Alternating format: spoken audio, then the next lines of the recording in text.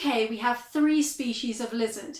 However, only 2 of those species has legs, which are the common lizard and the sand lizard.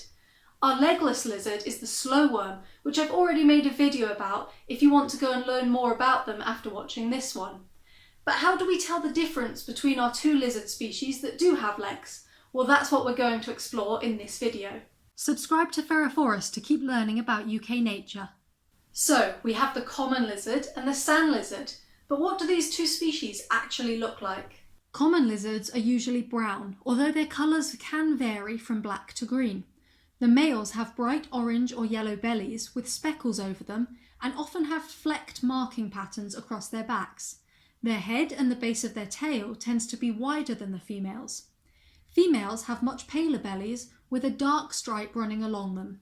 They also tend to have darker side markings and stripes on their backs. They tend to have fatter bodies than the males. However, despite these tendencies, both sexes can have a variety of stripes or spots patterning their bodies. Common lizards are born at around 4 centimetres long and tend to be black. As an adult, the common lizard grows to between 10 and 15 centimetres long, which includes a tail that makes up over half of that length.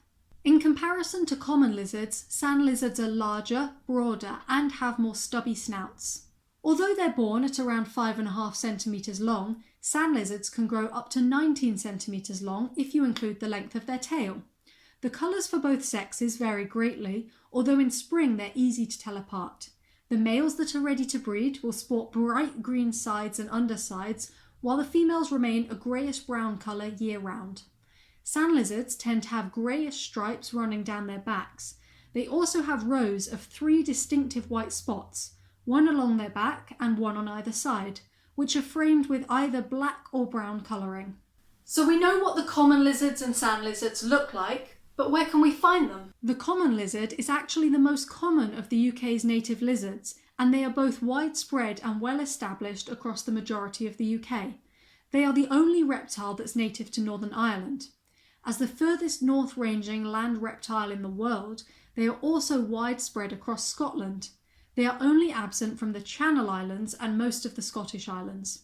By contrast, the sand lizard is extremely rare and only found in a few sites, primarily in southern England. The majority are found in Dorset, Hampshire and Surrey, but there are also some populations in Cornwall, Wales and Merseyside. In all of the locations I mentioned, you won't be able to just turn up and see a lizard.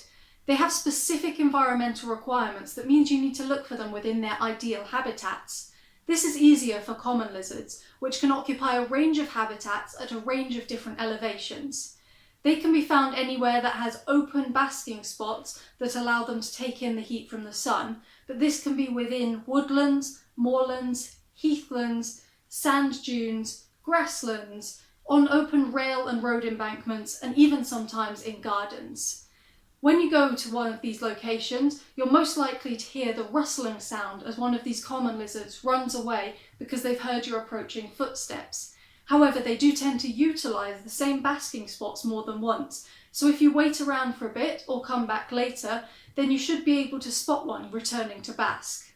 For the sand lizard, they've got much more specific habitat requirements, so you're only likely to see one in lowland heathlands and coastal sand dunes. They also prefer to select sites that have really complex ground layouts so that they can utilise the area for a combination of their south-facing banks, which they use for basking, of sand, which they use for burrowing and egg laying, and also a mixed range of vegetation and also ridges in the landscape so that they can shelter from predators. Despite their different habitat requirements, these lizards actually have very similar diets. They eat a range of invertebrates such as spiders, snails, flies, earthworms and grasshoppers. Like all UK reptiles, both common lizards and sand lizards follow an annual cycle of hibernation and breeding. Between October and March, it's too cold and wet for these lizards, and so they will be out of sight, hibernating.